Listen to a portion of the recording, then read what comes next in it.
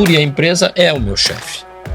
Eu já vi muitas empresas com uma cultura de pressão, de resultado. Isso é um passo muito importante de mudança de cultura na gestão das organizações. O quanto o trabalho dela é significativo para aquela organização.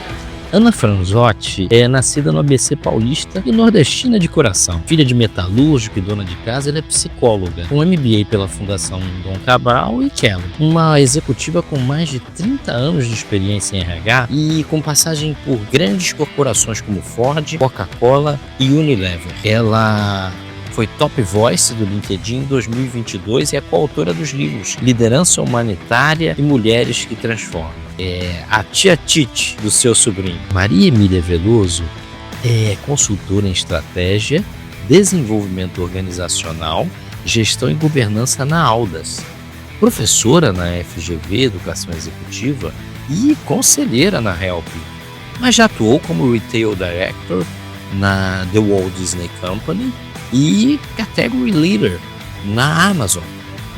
Emília é casada e ama passar seu tempo com os filhos e o marido. É São Paulina, tem 3 gatos de estimação e adora o contato com animais.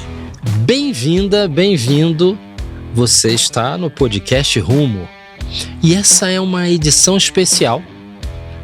Um conjunto de 5 episódios a respeito de trade marketing. Nessa edição, a gente vai estar recebendo por episódio 2 convidados especialistas neste tema. Estará comigo o CEO da Smola, o Luiz Dente, e nós vamos estar aqui trabalhando juntos para construir conhecimento e novidades para você. Vem comigo, Trade Talk começa agora. E hoje a gente vai falar sobre liderança e diversidade. Um tema polêmico e que tem caminhos interessantes para a gente aprender e praticar essa jornada tão importante num país tão diverso quanto o nosso. O primeiro ponto que eu quero tratar com vocês, bem-vindos, né? Bem-vindas, é como é que essa coisa da estratégia e das pessoas, como é que a estratégia pode interagir com as pessoas da organização? Como é que vocês veem essa jornada? Começar com a frase do Simon Sinek. As empresas são feitas de pessoas. Se você não entende de pessoas, você não entende de negócios. Então, eu acho que a gente precisa ter essa centralidade na nossa decisão e na nossa estratégia de que uma empresa não acontece sozinha. Se a gente não tiver essas pessoas para o mesmo lado na estratégia, no foco, é muito difícil a gente conseguir ter resultado e conseguir atingir as metas que a gente quer. Então, acho que o tema é esse olhar. Como é que a gente coloca as pessoas no centro, não como uma instituição de caridade nesse olhar, mas como que elas podem ajudar a gente a ter resultados ainda melhores, né? Então, é esse olhar que a gente precisa ter. E tem acho que a gente acaba fazendo como se fosse uma coisa ou outra. Né? Então, resultado é uma coisa e deixa eu lidar com as pessoas é outra coisa. E, na verdade, né? Então, eu faço resultados através das pessoas. Então, como é que eu tenho uma estratégia centralizada para que essa pessoa possa estar bem, feliz, engajada, se desenvolvendo, entregar o crescendo, seu máximo, entregando o seu máximo. Acho que tem que ir muito por esse caminho. Ok. Olha, sabe que na minha visão, né, tanto como líder da indústria, como agora com uma liderança dentro de uma empresa que tem, né, milhares de colaboradores executando no ponto de venda, eu vejo como é importante que você coloque o engajamento, o bem-estar dessa pessoa em primeiro lugar. Né? Muitos de nós trabalhamos só conversando entre um ou outro, ou no computador, ou sentados, mas boa parte dos meus colaboradores está lá, né, com um trabalho físico, um trabalho intenso, né, um trabalho que de algumas maneiras tem alguns riscos até, né, e se você não faz essa turma ficar realmente energizada, né, comprometida, né, com o que você precisa executar, você perdeu, né, e não vai ter inteligência artificial, monitoramento, não vai ter nada que você possa fazer que vai de fato controlar cada minuto que ele tem que colocar a sua energia para colocar sua marca dentro de uma prateleira. Então, eu vejo como algo essencial. E como é que está isso hoje? Porque os meus amigos trazem de forma unânime a dificuldade extrema de lidar com as pessoas a cada dia, se tornando mais complexo, mais difícil, menos produtivo. Então, eu ouço muita reclamação. Então, e eu coloco para eles, né, que infelizmente não há alternativas. Então nós vamos ter que trabalhar com as pessoas e reclamar não adianta nada. O que adianta é a gente aprender coisas novas para poder se adaptar a uma realidade que obviamente nós não fomos preparados para ela, mas nós temos a obrigação de nos prepararmos. Como é que vocês enxergam, como é que você vê hoje a situação? Em que pé que nós estamos agora? Como é que está isso? Eles estão exagerando? Não está exagerando, não. Tá claríssimo. Nós estamos vivendo um momento de muita transformação, né? Então, eu sinto que nós somos a grande alavanca para o futuro, né? Os líderes hoje, se exige muito da liderança que ela exercite musculaturas como líder, que antes ela não era exigida ela exercitar. Por quê? Faz isso aqui, ó, você faz isso, você faz isso, você faz isso, acabou. Você não é pago para pensar, para dar opinião, para dar ideia. E hoje não é mais assim, né? Então isso a gente traz nos nossos ombros, todos nós aqui, e a moçada que está lá na linha de frente, traz nos ombros um resquício ainda de gestão dos anos 80, dos anos 90, menos conectado com as necessidades de futuro.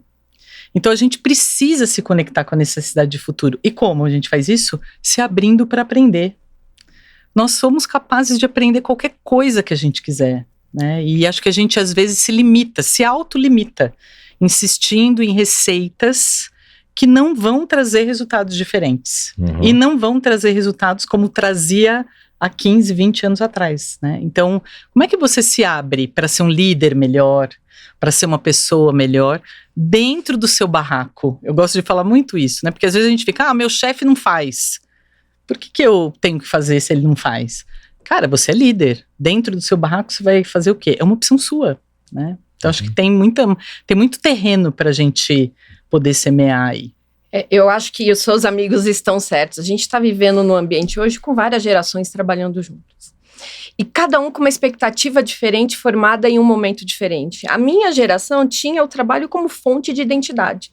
O trabalho sempre foi um lugar de muita realização e é onde eu me identificava e construía a minha imagem para o mundo. E essa geração que está chegando, o trabalho é mais uma fonte de identidade. A relação dela com o trabalho é outra. Então, as expectativas e a entrega e como é que ela performa é muito diferente. Então, se a gente não entender essas diferentes demandas, a gente vai viver o caos e não vai conseguir gerenciar todas essas gerações. Então, acho que o ponto que ela trouxe é como é que a gente entende essas demandas. Não é que a gente tem que mudar tudo, mas a gente vai ter que ter um pouco de adaptação para que a gente possa todo mundo conviver junto e pegar o melhor de cada uma das gerações, né? Então acho que esse é um grande desafio que a gente está vivendo. Mas é difícil mesmo, não é simples, né? E eu vejo não só em mim, mas em muita gente que eu conheço, essa dificuldade que você comenta, Marcelo, por conta de tudo que a Emília comentou aqui, né, porque são pessoas muito diversas, diferentes. A gente acha que, né, vai comentar aqui muito sobre outras diversidades, mas uma diversidade importante é a geracional, né? E de fato, você tem que ter uma habilidade para liderar que é um pouco distinta um do outro. Não é fácil. Eu diria que mesmo para mim, quando eu me autoanaliso, tem momentos que eu falo assim, puxa, mas será que eu deveria ter falado com essa pessoa desse jeito? Será que para ela, né, dado que os valores dela são um pouco distintos, eu não deveria tentar engajá-la de uma forma diferente? Mas percebe, aqui é fácil falar, estou aqui diante de tantas pessoas sendo visto, Sim. Mas esse exercício de autoconsciência é muito difícil, porque você precisa ficar o tempo inteiro ligado no que você está fazendo, né? E isso exige energia, né? Então, não é um trabalho fácil. Eu acho que, comento da geracional, mas acho que liderar pessoas sempre vai exigir muita energia, né? E tem que estar disposto, você tem que querer, Mudar E o exige, mundo, né? E o mundo está muito mais complexo, né?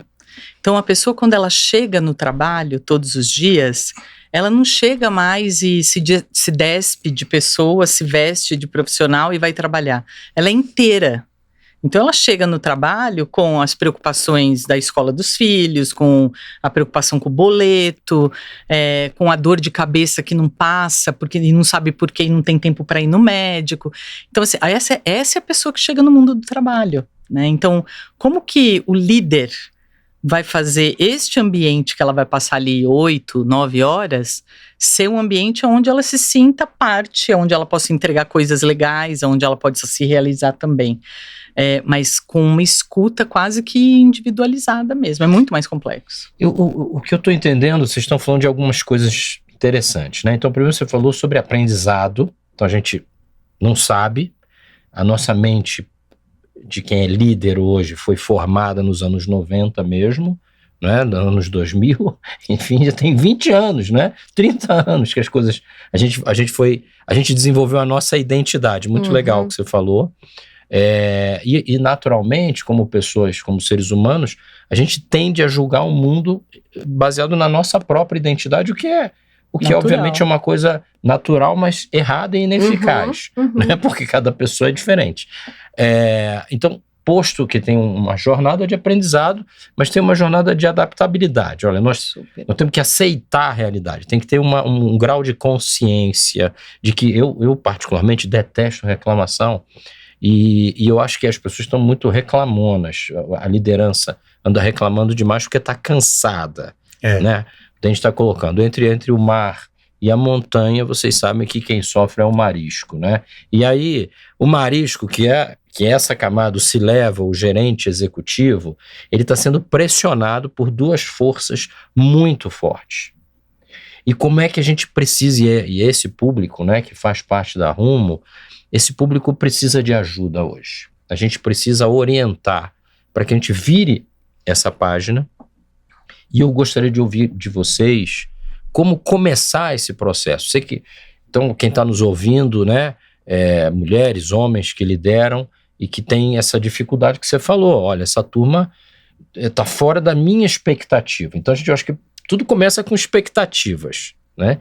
E como é que que expectativa que esse líder deve ter, na opinião de vocês, a respeito do engajamento desse time e até que ponto esse é o time certo também? Porque também tem um pouco essa história, olha, você tem que cuidar do seu time, mas e se o time estiver errado? E se essas pessoas não forem as pessoas, eu preciso trocá-las, né? Como é que vocês enxergam isso? Como é que começa? Eu acho que o primeiro ponto é o autoconhecimento. E isso foi uma das coisas que saiu da minha tese de mestrado, que eu aprofundei a pesquisa em como construir um trabalho significativo para aumentar a motivação e engajamento. E foi muito interessante porque muitas das entrevistas e do que eu pesquisei, as pessoas não sabem nem quais são os talentos, o que elas querem, o que elas podem fazer. E quando você não sabe os seus limites, as suas forças, como é que você vai conseguir se defender, seja do seu chefe ou se defender para a equipe? Então, eu acho que começa o processo aí, você se entender e de uma forma profunda, né? O que eu posso fazer? Quem eu sou? O que eu quero? Como é que eu construo um trabalho significativo? O que me motiva? Porque se a gente não tiver esse entendimento, a gente vai ter pessoas só reclamando, as pessoas nunca satisfeitas. Então, acho que esse é o primeiro ponto para a gente começar a construir uma mudança e colocar as pessoas no lugar certo, fazendo o que elas podem, exercendo o seu potencial, o seu talento, que muitas vezes a gente faz o contrário, né? Poxa, quais são os seus pontos a desenvolver? Então, vamos focar neles. Não, o que é o seu talento? Onde que eu te ponho para ajudar essa empresa a entregar muito mais, a crescer muito mais? Então, acho que essa mudança de olhar, mas começa com autoconhecimento. E complementar o que a Emília está falando, eu acho que é uma forma bem prática de você fazer autoconhecimento, porque às vezes pode parecer tão subjetivo, né? O que eu vou fazer? Eu tenho que fazer terapia? O que eu tenho que fazer, né, para me autoconhecer? Vai fazer mentoria. Escolhe um profissional do seu círculo, da sua empresa, um profissional mais sênior ou de uma empresa similar, mas que você percebe que faz bem aquilo que você está com dor de barriga. Vai lá, vai almoçar com ele, divide com ele, porque o fato de você falar da sua dificuldade já te dá outra leitura sobre a dificuldade. E se você troca com alguém com mais experiência, é certo que aquela pessoa já passou por coisas que você está passando. Então, acho que de uma maneira muito prática, a mentoria bem focada, ela pode te ajudar, inclusive, a muito rapidamente lidar com coisas que estão tirando seu sono, estão te deixando com úlcera, e muito rapidamente você pode resolver isso. Então, acho que pode ser bem bacana isso. E acho que voltando no ponto que a gente trouxe das pessoas no centro, isso não deve ser só uma responsabilidade individual. Perfeito. A organização também tem um papel importante, né? Em pensar em quem podem ser os mentores dentro da organização para ajudar as outras pessoas. Como é que eu posso fazer um assessment, identificar esses talentos, onde que é melhor eu colocar aquele colaborador. Então, acho que os dois lados têm responsabilidade nesse processo que vai trazer resultado para a empresa no final. Quem vai colher o resultado é a empresa. Eu gostei disso, porque quando você começou, a gente ficou comentando sobre como que a gente leva as pessoas para o centro da estratégia. Mas também você tem que ter uma estratégia de pessoas. Eu gostei desse comentário. Estratégia de pessoas é, de fato, você entender que tipos de líderes e que tipo de competências e que tipo de skills você precisa ter. O que eu vejo, Marcelo, e eu comento muito isso, né, em todas as áreas que eu trabalho, eu vejo muitas vezes nos times que você comenta que tem que trocar, né, muitas vezes as pessoas não trocam pessoas que estão com uma dificuldade muito grande porque não tem os skills ali e ela está sofrendo. Né? Obviamente você até como um ser humano, você fala assim, não, vamos mantendo assim, não quero demitir essa pessoa, não quero nem movê-la para outro lugar, vamos manter assim. Mas, invariavelmente, eu já encontrei muita gente dentro da minha carreira aí de mais de 30 anos, que quando você percebe, ela estava no lugar errado. Exatamente. Acho que para mim, você entender o que cada um é forte e colocar no lugar certo, olha, eu acho que traz um diferencial para o resultado. Totalmente. E aí eu acho que a palavra que me vem é desumano. É desumano você insistir com uma pessoa quando ela tá no lugar errado. E isso é comum, isso é normal, porque é óbvio, a gente não tem como acertar o tempo todo nessa alocação. Então você atrás e ela tem as suas capacitações, as suas habilidades, os seus talentos, mas eventualmente eles não são adequados àquele espaço, aquela posição. E o líder, eu acho que o primeiro ponto que a gente pode trazer aqui, né, de clareza para a turma que está nos ouvindo, nos vendo, tome uma ação imediata. Para de enrolar. Isso. E tenha uma conversa clara com essa pessoa, humanizada, e pergunte a ela, porque é o que você falou, ela está sofrendo. Se o líder está sofrendo, ela está sofrendo 10 vezes mais, porque ela está sofrendo o tempo inteiro. Então eu vejo como desumano essa persistência para que as pessoas vejam que você está sustentando algum tipo de diversidade, algum tipo de inclusão, algum tipo de movimento, até para que você não fique mal na fita. Mas você tem os seus objetivos, e eu acho que você colocou uma coisa legal, que é todo mundo tem que olhar para a estratégia. E tem lugar para todo mundo. O mundo é muito grande, o universo é muito grande. A gente, se não for no meu departamento, pode ser em outro, se não for na minha organização, pode ser em outra, a gente pode orientar, a gente mesmo pode dar essa mentoria para quem é diferente, mas tem que olhar como um ser humano, olhar de forma humana isso. E acho que tem um ponto que você traz que eu acho muito importante, assim, né, de o líder ir conversar com a pessoa que está ali, né, com problema, tá ali, você tá vendo que ela tá sofrendo, etc. Porque essa pessoa jamais vai no líder dizer, olha, eu não tô me adaptando, eu tô sofrendo, tá? Então o líder, ele ir para esse lugar de, vem aqui, vamos conversar, vamos ter um tete-a-tete.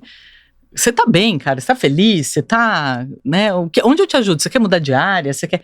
O líder é o facilitador dessas conversas. Em grande parte das vezes, ele prefere não ter. Ele fala, putz, eu tenho tanta coisa aqui pra fazer. Não é prioridade. Não é prioridade. Não é prioridade, mas às vezes é energia. Energia, também. Eu não exato. tô com energia, você falou isso, né? Eu tô cansado. Puxa, você vai ser... meu Deus, vou me desgastar com essa pessoa, se ela trucar, o que eu faço? Mas você é líder, Mas você tem essa responsabilidade. Então não seja líder, né? Faça isso no início do dia. Que Por isso- seja. Por isso que eu comentei, você tem que querer ser líder. Tem. Porque, É. obviamente, todo mundo quer ascender profissionalmente, ganhar mais, mas a liderança, ela exige você querer e gostar de fazer isso. E eu acho que um ponto que ela trouxe que é muito importante, como é que a gente tenta minimizar isso? Com presença. A gente precisa exercer a presença nas nossas relações, com as nossas equipes, com os nossos pares, porque só assim a gente vai ver se tem alguém sofrendo, se tem alguma coisa que precisa ser mudado. E no dia a dia, com tanta coisa para fazer, às vezes a gente não consegue fazer a reunião de 5 minutos com aquela pessoa uma vez por semana. Então a gente precisa ser de forma intencional, praticar essa presença na nossa liderança, na nossa gestão, para que a gente consiga perceber o que não está funcionando e fazer as mudanças que são necessárias. Seja mudar de área ou desligamento de uma pessoa que realmente não funciona na organização. Você sabe que há muito tempo eu fui RH de área de vendas, né, na Unilever. E trabalhei na Coca-Cola. Muito tempo, Coca-Cola respira vendas. E uma das perguntas que eu fazia para os líderes, gerentes, né, que fica esse meio do sanduíche é: qual que é a governança que você tem com o seu time? E aí, assim, era unânime. Não, eu falo com eles todo dia, no final do dia, para saber da meta, para saber do resultado. Ok. Tá. Mas assim... Não, a gente se reúne uma vez a cada 3 meses. Aí como é que você vai conhecer o seu time se reunindo uma vez a cada 3 meses? Então, assim, a governança, ela ajuda o seu exercício de liderar. Então, você tem uma conversa uma vez por semana, 40 minutos com os seus liderados direto, para falar de coisas que não são só a meta, só o negócio, ela cria essa proximidade e melhora as relações de confiança. Aí eu acho que abre um caminho imenso de desenvolvimento, de feedbacks honestos, né? Porque a gente tem dificuldade de falar do que não está indo bem, mas sem você facilitar, criar esse ambiente que a gente pode chamar de psicologicamente seguro, não vai rolar. Vai virar sofrimento de um lado, sofrimento do outro, e as coisas vão para ruptura. Deixa eu demitir, que é o caminho mais simples, enfim, né, que acaba acontecendo. Aí vira uma relação de silêncio, e o silêncio diz muita coisa. Tá Muito. gritando muita coisa ali Sem que não dúvida. tá funcionando, né? Então, de novo, esse olhar, essa presença para conseguir identificar isso. Mas uma provocação, né? Na experiência de vocês, né? Eu vejo, né? E a gente conversa muito com os nossos amigos lá, líderes da Rumo também. Eu vejo todo mundo sem tempo, né?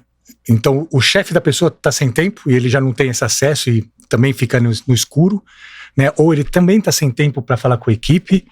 Mas quando fala, né? Invariavelmente a gente sente que nas conversas tem muita dificuldade do feedback honesto. É muito mais conversa, já que eu tô com tempo, deixa eu engajar. É uma conversa motivadora do que uma conversa, às vezes, que tenta transformar a pessoa. E quando eu pergunto, né, sobre isso para os meus pares, para os meus amigos, eles falam assim, mas a pessoa tem que estar disposta a se transformar, então eu espero que ela venha. Qual que é a opinião de vocês sobre isso? Tem várias coisas na sua fala que o sem tempo a gente ouve há séculos. Eu comecei a trabalhar há 35 anos atrás, e há 35 anos atrás as pessoas falavam que não tinha tempo.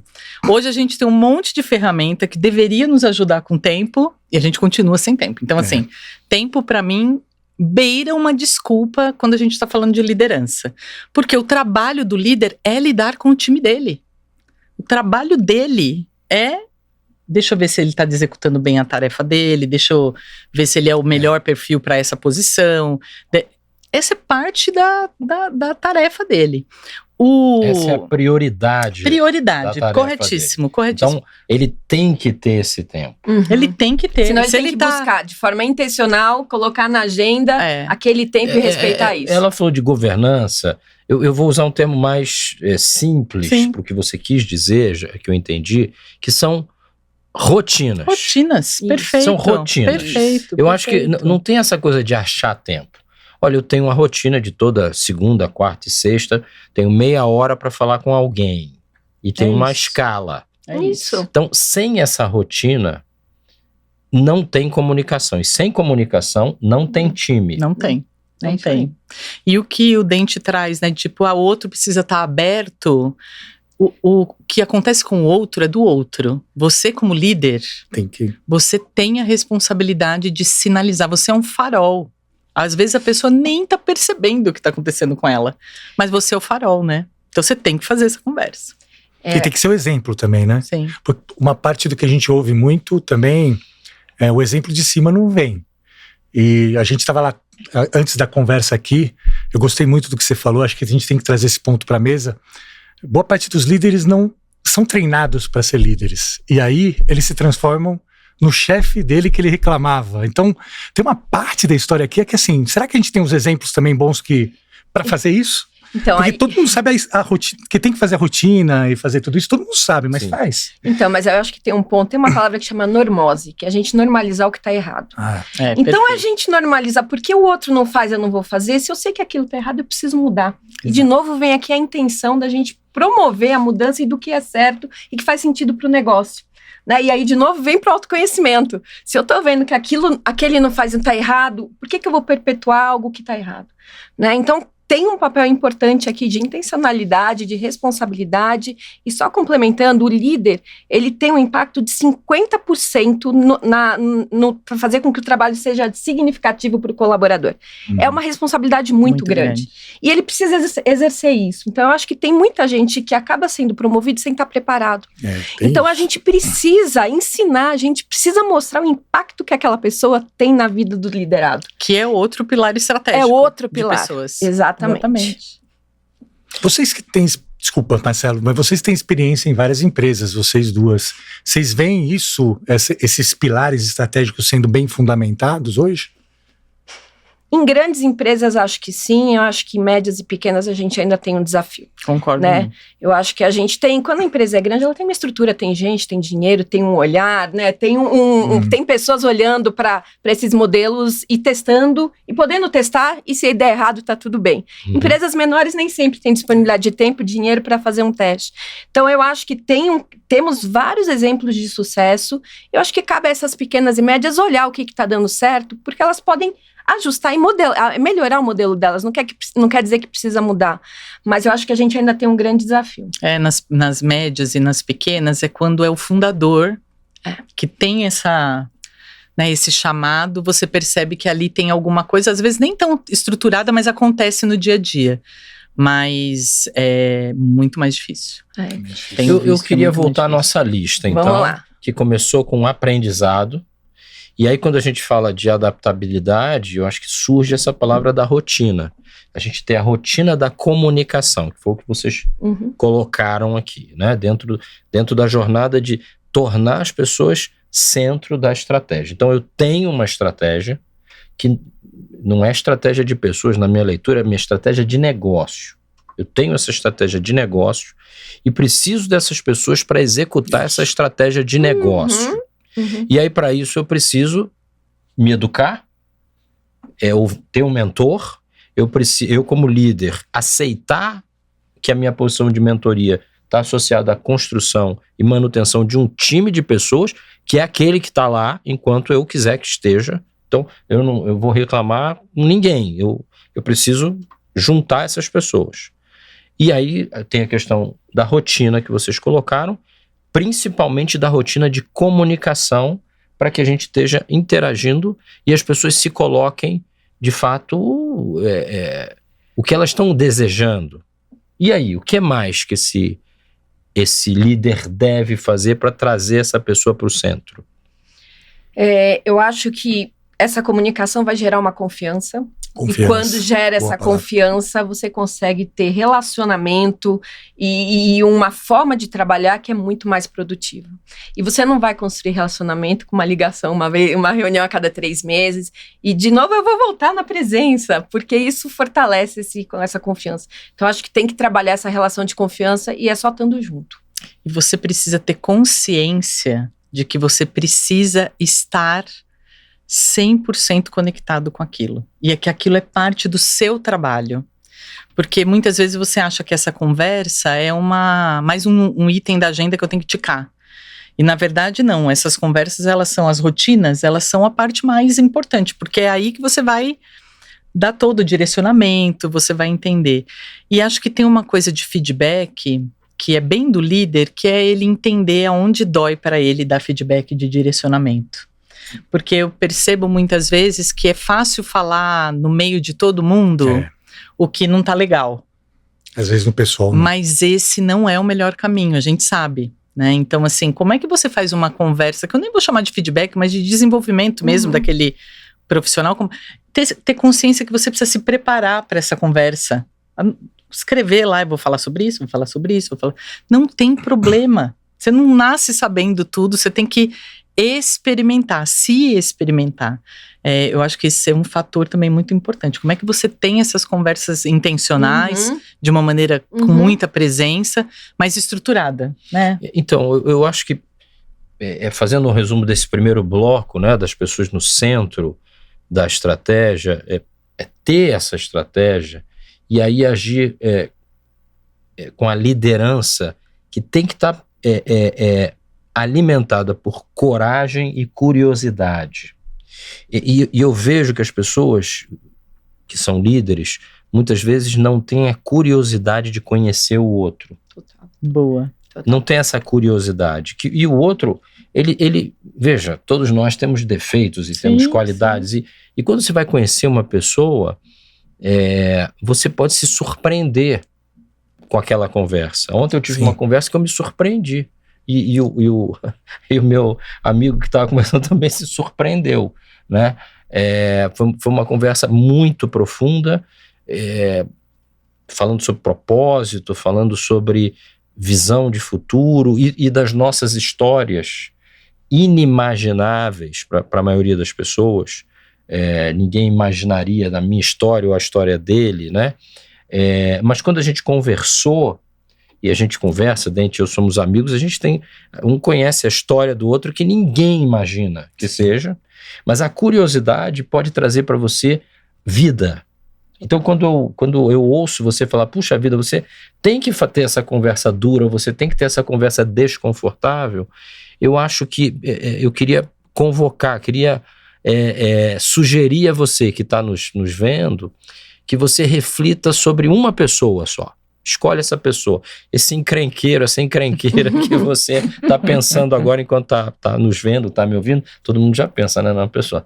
E fala assim, olha, eu tenho essa conversa, mas tem uma conversa curiosa e corajosa para que vocês cheguem a um acordo, seja ele qual for, sem estar com raiva. Então, começa pelo café da manhã, a primeira conversa do dia, enquanto você está energizado, né, para ter essa conversa. Por quê? Porque eu quero passar para o segundo tema, que é o líder que constrói a cultura, o líder que influencia a cultura.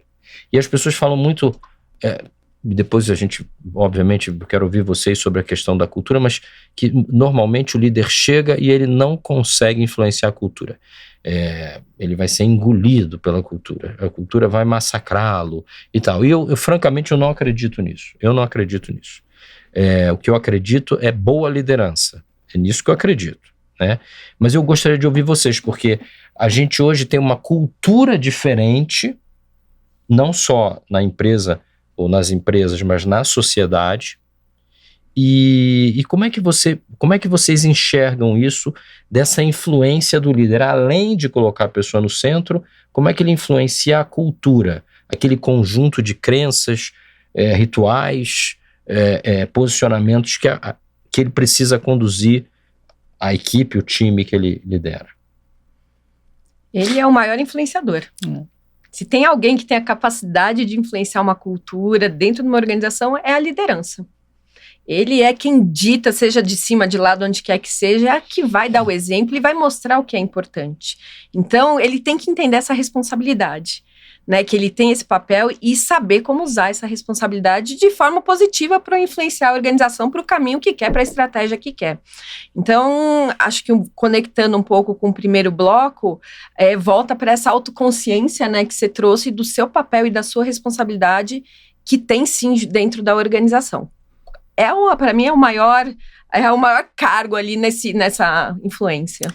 E a gente precisa ter em mente que para a pessoa que está lá na ponta, a cultura da organização, que é uma palavra que para ela às vezes pode soar até como uma coisa muito etérea, né? Uma coisa, uma divindade, né? A cultura da organização, ela é na observação do que o chefe dela está fazendo. Uhum. Então você pode dizer que nós somos uma empresa que tem uma cultura voltada para as pessoas. Quantas e quantas empresas tem lá? Pessoas em primeiro lugar. Mas aí você observa o seu chefe gritando, desrespeitando os colegas. Você observa o seu chefe demitindo alguém de maneira inadequada. Para essa pessoa, o que vale não é o que está escrito na parede.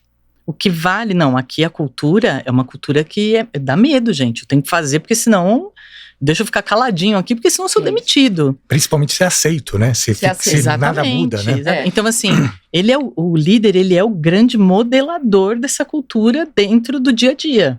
E ele precisa ter, como você falou, ele precisa ter ciência desse papel dele dentro da organização. Então, como é que ele modela isso para o time dele? Ele não pode fazer coisas... Eu fui diretora de diversidade, o Dente acompanhou, a gente tinha muitas conversas sobre isso, né? Não, aqui a gente, né, uma empresa inclusiva, diversa, etc. Eu conversava com muitos líderes que faziam coisas totalmente ao contrário. Mas aí você tem que ensinar, que é o ponto também que a gente falou no primeiro bloco, né? Tipo, você tem que ensinar o líder, porque para ele é novo. Como é que ele vai exercitar esses músculos novos se ele nunca tinha exercitado antes? Você tem que ensinar. Né? Eu acho que eu queria trazer uma história interessante aqui pra gente, né? Geralmente as pessoas começam a trabalhar, muitos, e não percebem que a nossa vida é uma vida que o tempo inteiro a gente tem que influenciar, vender as nossas ideias, o nosso trabalho. Elas não percebem isso. Só que para você vender e para você estabelecer influência, você tem que criar confiança. Né? Então, para mim, o ponto de partida de uma liderança para você transformar a cultura é você já de cara, você se colocar como um exemplo daqueles valores que você acredita, um exemplo também dos valores que você quer transformar, mas criando confiança com as pessoas o tempo inteiro. Elas precisam confiar em você, né? E acho que essa é a parte que pelo menos que eu vejo assim, geralmente as pessoas tentam fazer com que a cultura aconteça através de palavrinhas na parede, quando na verdade elas confiam em você. Uhum. A confiança vai vir do que você fala e o que você faz. Exato. Né? A prática ali se está alinhada com o que você está falando. Aí você consegue construir essa confiança. Senão, vai ter um desalinhamento total de valores pessoais e crenças com a organização, e aí vem sofrimento, que a gente falou no primeiro bloco também. Né? Então a gente precisa estar muito alinhado o que a gente fala, o que a gente faz, e a cultura. Como é que a gente descobre a cultura? É eu perguntar para você como que é trabalhar na sua empresa, e aí você vai descobrir o que é a cultura daquela empresa. Não é o que está na parede, no crachá, né? É o que as pessoas, é a identidade da empresa com quem trabalha lá. Então é isso que a gente precisa entender e identificar a cultura que está sendo falada ali com quem trabalha. Eu quero chamar a atenção da liderança para primeiro que as pessoas, você que é líder, você preste bastante atenção, porque não tem cultura da empresa, tem cultura do teu departamento, tem cultura subculturas que você trabalha. A pessoa não trabalha na empresa, ela trabalha no teu departamento. A empresa, para ela, é você. Isso. Acho que esse é o primeiro ponto. Isso. Então tem amigos que falam assim: Marcelo, eu segui o final do meu ciclo, eu tô querendo novos desafios. E aí eu pergunto pra ele: vem cá, por que você tá brigando com o teu chefe? Aí o cara cai na gargalhada, falando assim: pô, é difícil falar com você, hein? Caramba. Assim, tá, cara, o cara tá me pressionando demais e tal. Então não tem essa história, eu tô trocando porque eu tô em busca de novos, eu tô brigando com o meu chefe. A cultura e a empresa é o meu chefe. O segundo ponto é que a gente está percebendo, e vocês devem conhecer estatísticas melhor do que eu, de que há um crescimento da dificuldade de saúde mental nas empresas em função do relacionamento com o chefe. O chefe, e eu tenho consciência disso, né, como líder, de que eu tenho uma influência maior do que qualquer relação que o meu liderado tenha. Nem com a mulher dele, ou com o namorado dela, ou com o pai, a mãe, filhos, enfim. É a relação comigo a relação mais relevante. Então, o segundo ponto que eu quero chamar a atenção é: você é muito importante para essa pessoa, e você não pode se dar ao luxo de dizer que não tem tempo. Tem que parar com isso. Tem que parar com isso aí. Porque não é que o seu papel, não é seu papel, é sua obrigação. Você não tem outro lugar para ir. E de verdade, essas pessoas... Tem uma pesquisa legal que fala sobre se você presta atenção em alguém ou no trabalho de alguém, só de prestar atenção, né, nesse Hawthorne, que chama esse processo, a pesquisa e essa lei, só de prestar atenção na pessoa, a performance dela sobe. Você não precisa fazer nada, só prestar atenção. Então, você como líder precisa separar um tempo na sua agenda para ter esses rituais.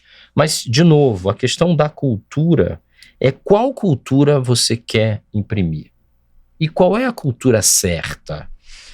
Que tipo de cultura? Porque tem gente que tá louco, que acha que a cultura, as pessoas têm que entregar resultado a qualquer preço, a qualquer custo, e é isso.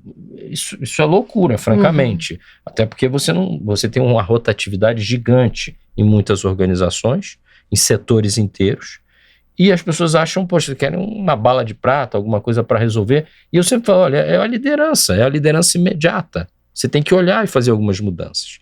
Que mudanças são essas?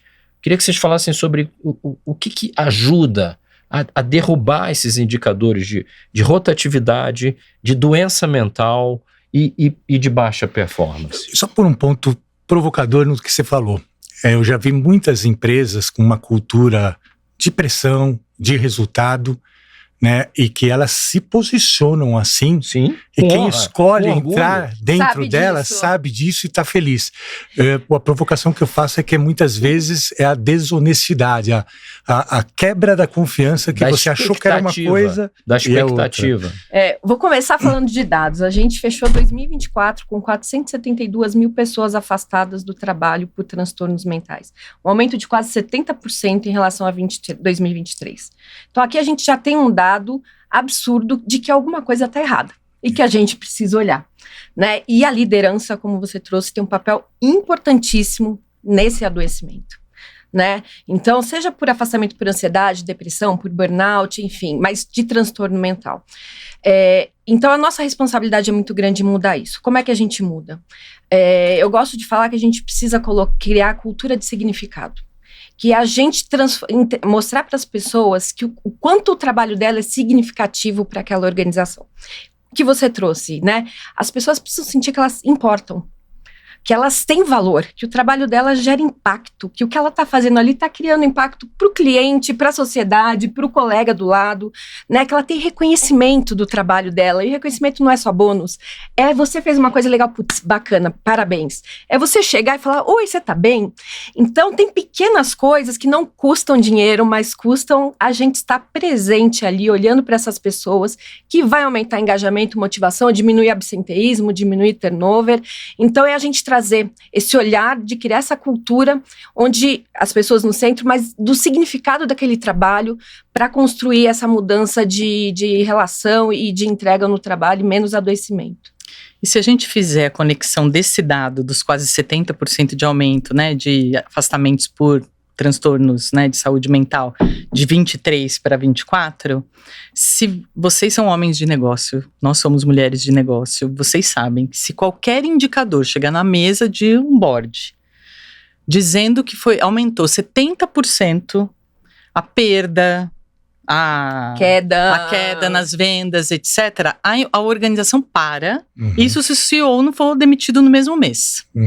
Então é muito preocupante as organizações não se sensibilizarem com este dado, no sentido de, deixa eu ver como está isso na minha empresa.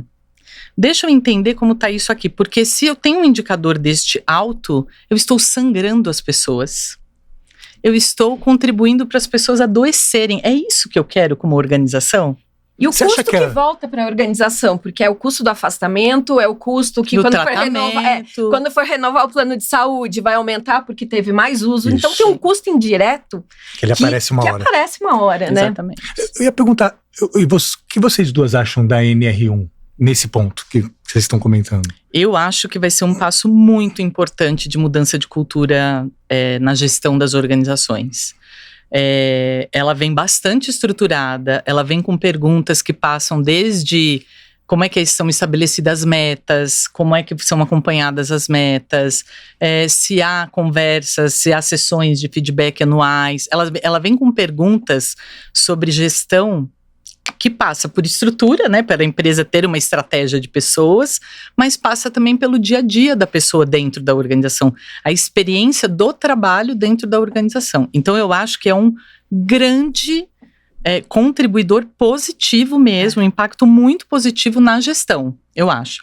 A minha preocupação, que é o meu contraponto, é isso virar a única coisa que tem que fazer. Que tem que fazer. Uma burocracia. Não, virar uma burocracia. Tá. E a saúde das pessoas não é burocracia.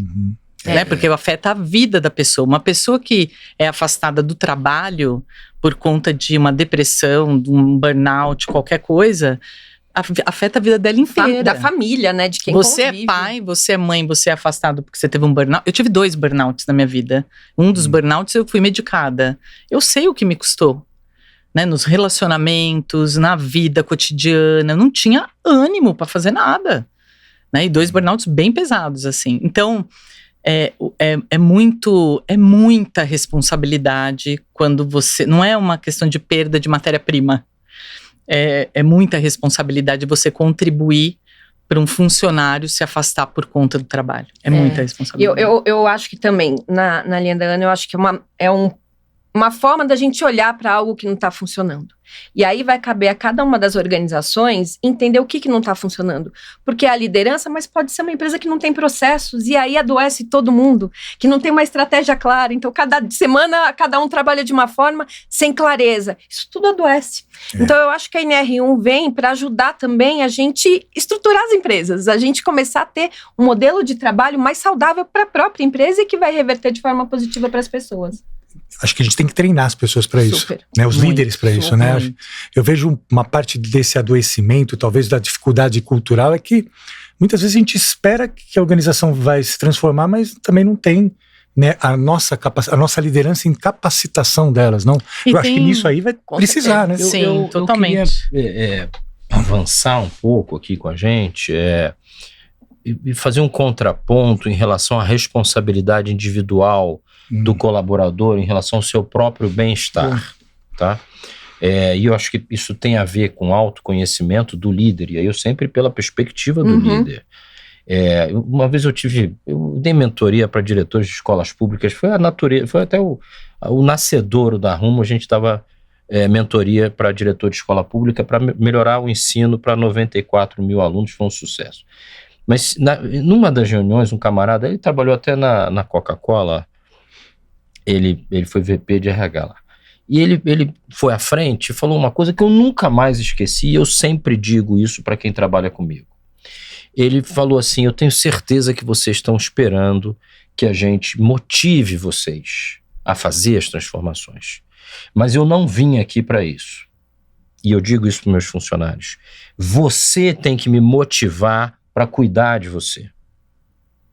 E quando eu falo isso para as pessoas que trabalham comigo, elas abrem um olho deste tamanho. Eu falo, porque eu vou dedicar o meu tempo a cuidar de você. E se eu sentir que você não está cuidando de você mesmo, eu vou me desmotivar e eu vou encerrar essa conversa com você. Você vai me motivar? E às vezes elas vêm, poxa, mas isso aqui, eu não estou motivado. Quem tem que estar motivado aqui sou eu, não você. Você me motiva. Porque as pessoas querem tudo do líder. E vem cá, eu não sou, meus filhos, eu cuido eu. E ainda assim, eles têm que me motivar. Ok? Então, acho que é muito importante que as pessoas tenham essa clareza também de não ter essa conversinha, de que você faz tudo, porque senão a pessoa vai ficar doente. Tá? Não. Você está fazendo exercício físico? Você está bem em casa? Você tem autoconhecimento, você faz meditação, não venha querer que eu vá resolver a tua vida. É um bom ponto, hein? Tem uma responsabilidade individual enorme. E aí essa conversa sobre a expectativa, que eu acho que o Dente está trazendo. A gente tem que alinhar expectativas. é muito bonito a gente botar também toda a culpa no chefe. É lindo. Fácil. Né? Que é o que acontece, né? Todo mundo faz isso. Isso que você falou. A empresa é uma bagunça. Porra, o presidente... Eu atendi um cliente que você conhece, né? O presidente, a cada semana, ele vinha com uma estratégia nova, né? E tá presidente ainda. Ainda tá presidente. E temos né? que lidar com isso. Isso. E aí, nessa loucura, puxa vida, como é que as pessoas têm saúde mental? Ora, elas vão procurar a saúde mental delas, porque a mente é delas. E elas podem, sim, elas podem motivar o chefe a cuidar delas. Então eu queria fechar esse bloco, né, dando essa ressalva para os nossos amigos líderes, que eles precisam ter essa conversa e acenar com a expectativa correta de que nós somos os líderes e nós precisamos estar motivados a cuidar das pessoas. E as pessoas nos motivam. É o avião. Quando tem lá, primeiro coloca a máscara em você para depois ajudar o do lado. É isso. Então é isso. Você tem responsabilidades, mas você não é capacho da tua equipe. É isso aí. Okay? Falando as coisas de forma bem clara aqui. Sim. Eu queria entrar numa questão fundamental, e aí do avanço desse líder, que é a diversidade intencional. Porque a questão da diversidade, para mim, é muito cara, e eu acho que ela é fundamental até como estratégia de negócio, porque se você está atendendo a um conjunto de clientes, esse conjunto de clientes é diverso, a não ser que você venda, né, algum produto muito específico e tudo mais. Mas, de uma forma geral, as empresas elas atendem a clientes diversos, de todo tipo. E quando você não tem essa diversidade na sua empresa, como que você vai entender esse cliente? Como você vai lidar com esse cliente? De uma forma errada, de uma forma, né, comprometida. Como é que vocês querem tratar dessa questão, dessa evolução da liderança para a diversidade? Nesse ponto, Marcelo, eu queria convidar a gente a assistir um vídeo, tá? Porque é muito interessante eu estar aqui do lado agora de um fornecedor, né, de serviços e mão de obra para a indústria. Eu trabalhei muito tempo na indústria, agora tudo do outro lado, com milhares de promotores. E atendendo muitas indústrias com demandas e perfis diferentes. E nós na Esmola temos uma estratégia e valores globais de diversidade que são fundamentais para nós. Vamos ver o vídeo e acho que talvez a gente possa comentar em cima dele.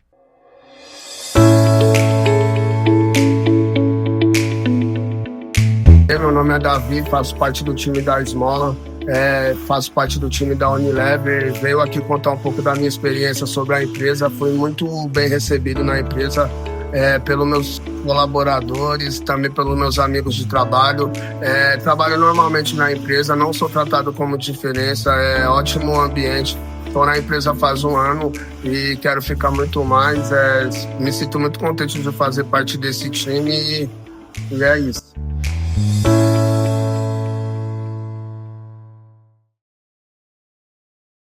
Bom, eu trago esse exemplo, né, de uma pessoa com uma deficiência, né? Tem pessoas que têm deficiências mais ocultas e tem pessoas que têm uma deficiência clara, né? Ele, né, é um promotor que tem que manusear os produtos, né, da Unilever, né? E ele, não sei se perceberam, mas ele não tem os dedos da mão, de toda uma mão, né? E no caso dele, ele é uma diversidade um pouco diferente, né? Uma pessoa com deficiência física e que, inclusive, é um ponto que a lei exige que a gente tenha nos nossos times, né? E a gente trabalha muito para ter essas pessoas em cada uma das empresas que nos contratam, né? Mas eu vejo, né, pelas indústrias a dificuldade de eu mesmo convencê-las de que a gente tem que ter não só os PCD, né? Não só o PCD, mas também outras diversidades. Como que vocês veem a diversidade?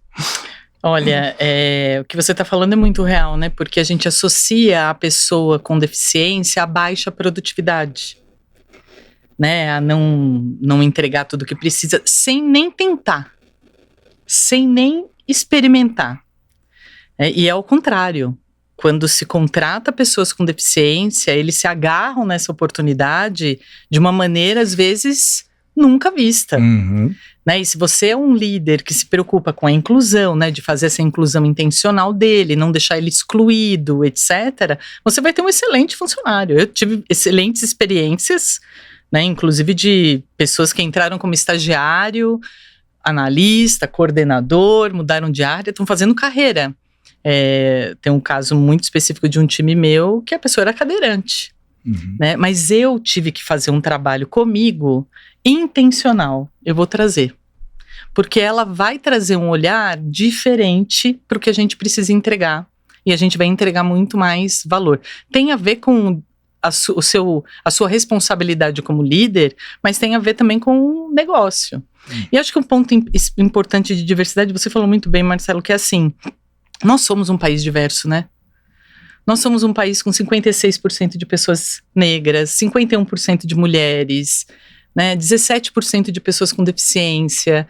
Então, assim, como é que essa miscelânea toda não pode nos trazer mais resultados, uma vantagem criativa, inovativa?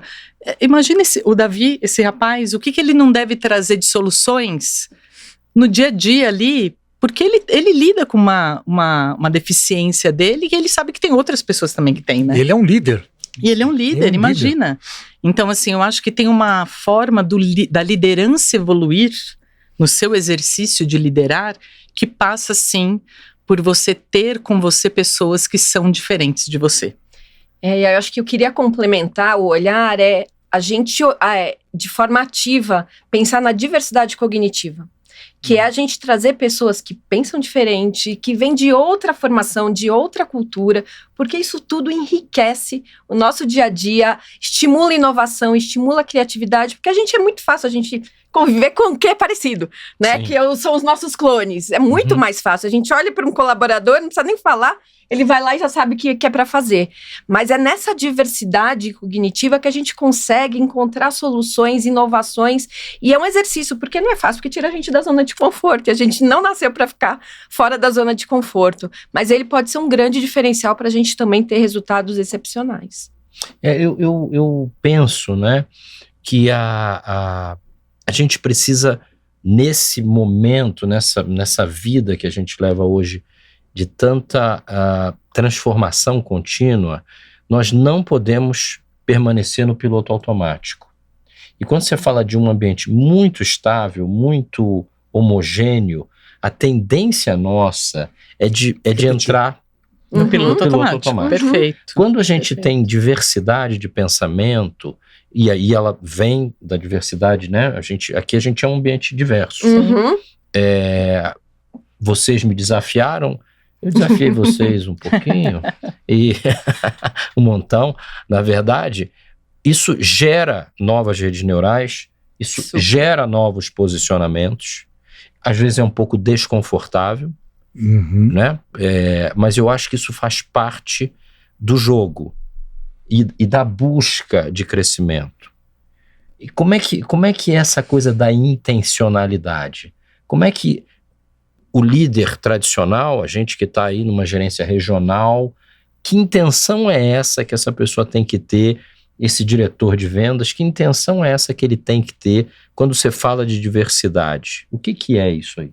A gente vive numa sociedade onde nós somos ensinados automaticamente a excluir.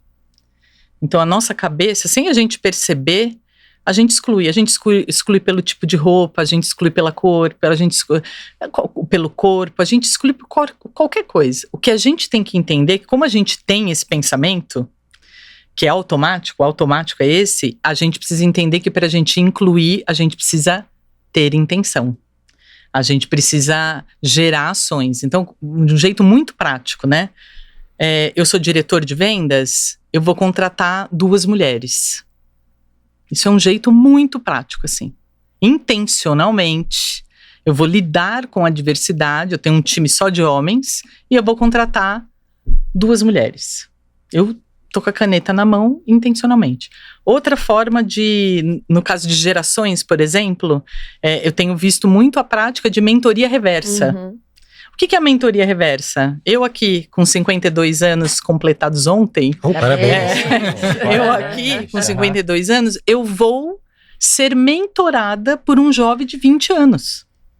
E ele vai me trazer tudo o que está acontecendo no mundo que eu não acesso normalmente. Então, coisas muito práticas que às vezes a gente coloca num lugar assim de tanta dificuldade, né? Ai, como é que eu vou fazer tal? É muito prático. Conversa com seu sobrinho, conversa com seu filho sem filtro para entender realmente o que ele está dizendo e experimenta. O meu convite para os líderes sempre é: vá para a arena.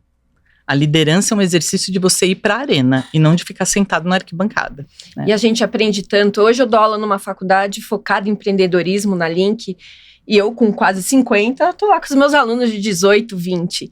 E eu tive aula na quarta-feira à noite, que eu dei uma aula, eu voltei para casa, eu fiquei ontem o dia inteiro pensando no que eles falaram. Falei, gente, eles têm razão, eu deveria pensar, e eu tô pensando na próxima aula, o que eu vou trazer para rediscutir o que eu falei. Então, assim, a gente conviver com essa diversidade é uma riqueza tão grande pra gente, de aprendizado, de evolução.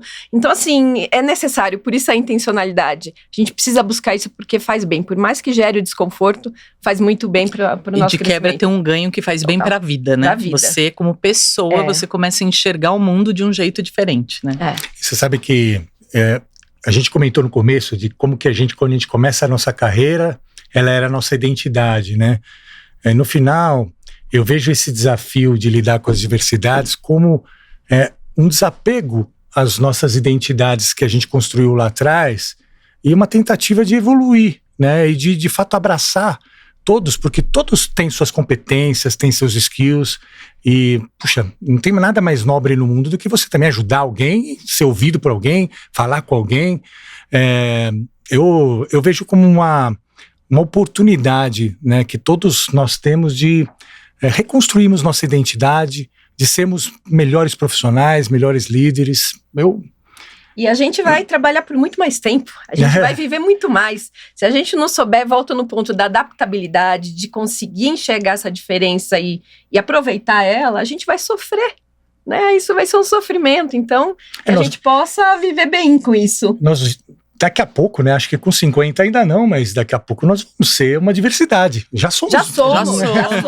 Pelos critérios gerais do mundo, eu sou 50 mais, amigo. Já entrei naquela... Mas você sabe que tem uma pergunta que eu gosto muito de fazer para os meus mentorados e mentoradas, que é assim, que líder, como que você quer ser lembrado como líder? É um bom ponto. Que história você quer que as pessoas contem sobre você? Porque se você quer ser lembrado como o cara que me massacrou, ok. Se você tá bem com isso. Tá bem com isso, beleza. Mas é isso mesmo, né? Que faz sentido? Né? Para você legado, trabalhar todos os dias. Para você trabalhar todos os dias. Será que é isso mesmo, né? Eu acho que essa é uma ótima forma da gente começar a concluir o nosso papo aqui, que é a questão do legado, né? Como é que eu quero ser lembrado? Então, acho que para você que está nos ouvindo, eu acho que essa é a pergunta definitiva. Você vai se aposentar em algum momento no futuro, espero que distante, mas naquele momento onde você encontrar alguém no restaurante, como é que você quer ser abordado? Como um mentor? Como uma pessoa que ajudou ele a crescer? Que estabeleceu expectativas realistas. Então, de novo, eu não quero que você seja bonzinho ou boazinha, mas eu quero que você estabeleça expectativas realistas para trazer o time que se adequa à tua expectativa. Se não tiver vindo ninguém, você vai ter que alterar as suas expectativas. Se ninguém quer ficar, as suas expectativas estão irrealistas, estão falsas. Mas eu acho que esse fechamento em falar sobre como você quer ser lembrado, eu acho que é um grande chamamento à reflexão, e eu acho que o Dente tem razão, todo mundo quer ser lembrado como uma pessoa do bem. Todo mundo quer isso. Uhum. E para isso, eu não acho que você tenha que se adaptar em tudo ao que as outras pessoas pensam, porque eu não faço isso. Mas você tem que acertar expectativas e tem que ser o líder que constrói cultura, que constrói diversidade, e que coloca as pessoas no centro. Eu acho que, para fechar, a gente precisa sempre lembrar que tudo que as pessoas vivem dentro da organização, elas levam para fora. Então, sejam coisas boas e ruins. Então, se ela tem um bom relacionamento, um bom dia de trabalho, a hora que ela chegar em casa, ela vai ter uma boa noite com a família dela, com quem quer que seja. Então, o que a gente quer colocar na sociedade? Que tipo de... O que a gente quer causar? Não só como legado futuro, mas no dia a dia. Porque não existe vida pessoal e vida profissional, existe vida. E a gente impacta ela com tudo que a gente vive dentro e vive fora, né? Então, acho que para fazer parte dessa reflexão. Não, maravilhoso. Eu tenho costumado dizer o seguinte, não se distraia. Você no exercício de liderança, não se distraia com os barulhos que o mundo traz. Foca, o que você quer deixar de legado, como é que você quer que o seu time te veja, como é que você quer que o seu time seja visto, né, pela organização, pelas outras áreas, pelos clientes. Construa esse caminho, seja protagonista da sua liderança, né, construa esse caminho. Você sabe que nesse ponto, talvez aí uma coisa para ajudar, porque todo mundo quer ser reconhecido como do bem, né? Não imagino quem fala, não quero ser assim. E eu vejo, né, muitos profissionais, né, do nosso nível sofrendo muito, porque eles estão dentro da empresa se distraindo por conta da pressão, né, às vezes por chefes que não estão conscientes e que também estão exagerando nas expectativas. Eu acho que minha dica é sair um pouco da empresa, vem para uma comunidade como a nossa, até da Rumo, vem ou crie sua própria comunidade, porque ter esse ponto de apoio, de conexão com outras pessoas de fora da empresa ajuda você também a se distanciar e falar assim, não, peraí, então tenho que lidar com aquela realidade da empresa de uma forma distinta, né? Então acho que muito mais do que o legado todo mundo quer ser do bem, mas é como você chega nesse legado. E uma parte desse desafio é enfrentar sistemas às vezes difíceis, né? E é contar com as pessoas para te ajudar. Muito bem. Bom, quero agradecer a tua audiência e esse tempo. Nós fazemos esse podcast para você, né, que nos assiste, e agradeço por mais esse tempo juntos. Essa série Trade Talks continua e em breve a gente vai ter mais episódios aí para você. Sucesso e bons negócios!